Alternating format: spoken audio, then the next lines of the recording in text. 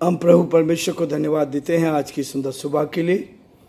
परमेश्वर ने आज की सुंदर सुबह एक बार फिर से दी है, इसके लिए परमेश्वर का धन्यवाद करते हैं। मैं आप सभी का स्वागत वेलकम करता हूं आज की सुबह के लिए कि परमेश्वर ने आज का दिन मुझे और आपको दिया है, और धन्यवाद देता हूं कि आप लोगों ने मेरे लिए प्रार्थना की और परमेश्वर ने पहले से बहुत अच्छा किया। इसके लिए परमेश्वर पिता का दिल की गहराई से धन्यवाद। प्रियो, परमेश्वर मुझे और आपको हर दिन आशीष देना चाहता है ताकि हर दिन हम उसके साथ साथ चलते जाएं और उसकी महिमा कान बन जाएं। समस्या हो, परेशानी हो, कठिनाई हो, दुख हो, मुसीबत हो, शैतान कोशिश करता है। शैतान ने अचानक मेरे गले को ऐसा खराब करने की कोशिश करी, लेकिन परमेश्वर का धन्यवाद करते हैं कि परिस्थिति चाहे कैसी क्यों ना हो, जो भी हम कर सकते हैं उसको करना चाहिए ताकि परमेश्वर की महिमा हो और प्रभु के नाम को आदर मिल सके। आज का मुख्य हेडिंग जो है असमान जुआ। परमेश्वर का वचन कहता है कि असमान जुए में न जुतो, अविश्वासी के साथ असमान जुए में न जुतो। परमेश्वर का वचन मुझे आपको 2 कुरिन्थियों का 5 अध्याय और उसके 14 पद में लिखा है। परमेश्वर का वचन बहुत ही स्पष्ट रीति से कहता है कि अविश्वासियों के साथ असमान जुए में ना जुतो। परमेश्वर हर कदम पर हमें अगुवाई करता है ताकि हम प्रभु के साथ सही रीति से, जब प्रभु ने हमें जीवन दिया है तो क्यों ना हम प्रभु के साथ चलें। संसार के साथ नहीं, संसार की चीज़ों के साथ नहीं, लेकिन परमेश्वर चाहता है कि हम ईमानदार बनकर परमेश्वर की महिमा करते जाएं। परमेश्वर अपने वचन के द्वारा हमें हर रोज प्रोत्साहन करता है ताकि हम इस वचन को लेकर जीवन में आगे बढ़ते चले जाएं। हमने पहला तीमुथियुस का 1 अध्याय उसके 7 और 8 पद तक हमने देखा था। आज मैं 8, 9 और 10 पद को आपके सामने पढ़ना चाहता हूँ। उसके साथ 11 भी लिखा है। पर हम जानते हैं कि यदि कोई व्यवस्था को उचित रीति से में काम मिलाए तो वह भली है, यह जानकर कि व्यवस्था धर्मी जन के लिए नहीं पर अधर्मी, निरंकुशों, अभक्तियों, पापियों, अपवित्र, अशुद्ध मनुष्यों, माँ बाप के घात करने वालों, हत्यारों, व्यभिचारियों, पुरुषगमी, मनुष्य के बेचने वालों, झूठ बोलने वालों और झूठी शपथ खाने वालों और इनके अतिरिक्त खरे उपदेश के सब विरोधियों के लिए ठहराई गई है। 11 पद। यही परम धन्य परमेश्वर की महिमा के उस समाचार के अनुसार जो मुझे सौंपा गया है। परमेश्वर मुझे और आपको इस बात के लिए प्रेरित करता है कि जो व्यवस्था दी गई है ये परमेश्वर की ओर से दी गई है। परमेश्वर ने इस व्यवस्था को दिया, इसलिए संसार के साथ नहीं, असमान जुए में नहीं जुटना है।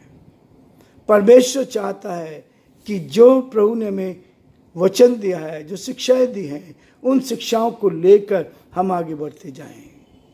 संसार की शिक्षा देता है, संसार की बातें बताता है, लेकिन परमेश्वर का वचन मुझे आपको कहता है ये जानकर कि व्यवस्था धर्मी जन के लिए नहीं,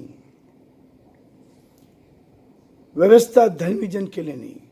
यदि आप धार्मिकता का जीवन जी रहे हैं तो बहुत अच्छी बात है, उसमें और मजबूत होते जाएं, लेकिन ये धर्मी के लिए नहीं परंतु अधर्मियों के लिए है, जिन्होंने वचन के खिलाफ काम करना शुरू किया। अधर्मियों के लिए, निरंकुशों के लिए, ऐसे लोग जो परमेश्वर के वचन को नहीं मानते। मैं बार बार कहता हूँ कि वचन कहता है तुम्हारी बात हाँ की हाँ और ना की ना होनी चाहिए, उससे अधिक कुछ होता है तो पाप होता है। और इसलिए बार बार मुझे और आपको कहता है कि हम सांस ना छोड़ें, लेकिन परमेश्वर के इस वचन को लेकर आगे बढ़ें। वो कहता निरंकुश भक्तिहीन हो, जो केवल ऊपरी भक्ति दिखाते हैं, अंदर कुछ नहीं है, ऐसे लोगों के लिए व्यवस्था है, ऐसे लोगों के लिए परमेश्वर का वचन है, ताकि हर एक उस धार्मिकता के करीब आ जाएं, उसकी निकटता में आ जाएं, उसके प्रेम का एहसास करें। पापियों के लिए है, जो अपने आप को समझता है कि मैं पापी हूं। जब आप इस व्यवस्था को लेते हैं तो ये पाप का ज्ञान हमें कराता है कि पाप है क्या। व्यवस्था इस बात को दी गई है कि आप पाप का ज्ञान प्राप्त करें, कि पाप का ज्ञान अब यदि आपको मिला तो उससे कैसे छुटकारा पा सकते हैं। ये छुटकारा पाने के लिए प्रभु मुझे आपको इस बात के लिए कहता है, और अपवित्र खाने से नहीं, ये नहीं खाना और नहीं खाना, लेकिन हमारे मुख से जो अपवित्रता की बातें निकलती है, जो अंदर से निकलता है, वो हमें अशुद्ध करता है। जो अंदर जाता है वो अशुद्ध नहीं करता, वो तो निकल जाता है। लेकिन अशुद्ध जो करता है, जो हमारे मुंह से गालियां निकलती हैं, हमारे मुंह से बुरे बुरे विचार निकलते हैं, वो है अपवित्रता, जो मनुष्य को क्या करती है, अशुद्ध करती है। अशुद्ध मनुष्य माँ बाप के घात करने वालों, हत्यारों, व्यभिचारियों, पुरुषकर्मियों, इन लोगों के लिए परमेश्वर का वचन कहता है कि ये ऐसे लोगों के लिए व्यवस्था है, ताकि वो परमेश्वर के इस वचन को सही तरीके से पढ़ सके, देख सके, जीवन में ले सके। और यही आनंद की बात कि परमेश्वर मुझे और आपको इस बात के लिए प्रेरित करता है कि हम परमेश्वर के साथ क्या बन जाएं, ईमानदार बनकर परमेश्वर की महिमा करने वाले। उसके बाद कहता है झूठ बोलने वालों और झूठे शब्द खाने वालों के लिए है। आज झूठ हर कदम पर है, झूठ बोलना पाप है, और पाप की मजदूरी मृत्यु है। और ये मृत्यु जो संसार की मृत्यु है, इस मृत्यु से तो प्रभु में बचाना चाहता है, लेकिन एक अनंत काल की मृत्यु है। जैसे मैं बार बार कहता हूं, जिसने एक बार जन्म लिया है वो 2 बार मरेगा, और जिसने 2 बार जन्म लिया वो केवल 1 बार मरेगा। यही है वचन जो हमारे जीवन को प्रभावित करता है। यही वचन है जो हमारे हृदय को कायल करता है। ये वचन है जो हमें अपनी निकटता में लेकर आता है। और इसलिए कहता है झूठ बोलने वालों से परमेश्वर हमें बचाता है। झूठी शपथ खाने वालों के लिए ये वचन हमें इस बात के लिए कायल करता है, ये हृदय को कायल करता है। जब हम इस वचन को सुनते हैं, ये मेरे हृदय को इस बात के लिए प्रेरित करता है कि नहीं, मैं जो कर रहा हूं वो गलत है, मैं जो कर रहा हूं ये गलत है। जब आप इस बात को जान जाएंगे तो परमेश्वर आपके मन को कायल करेगा कि झूठ झूठ है, झूठ का परिणाम मृत्यु है,